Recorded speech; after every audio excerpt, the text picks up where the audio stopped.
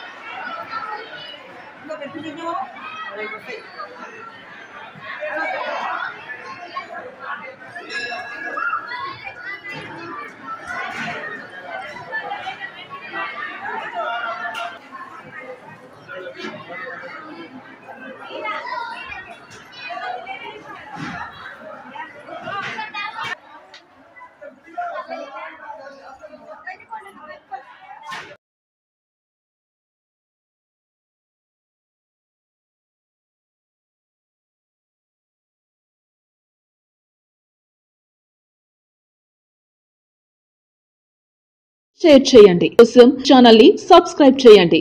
అలాగే ఇక్కడ ఉండే ఈ గంట సింబల్ ని క్లిక్ చేయండి. మేము అప్డేట్ చేసే ప్రతి వీడియో నోటిఫికేషన్స్ మీకు వచ్చేస్తాయి.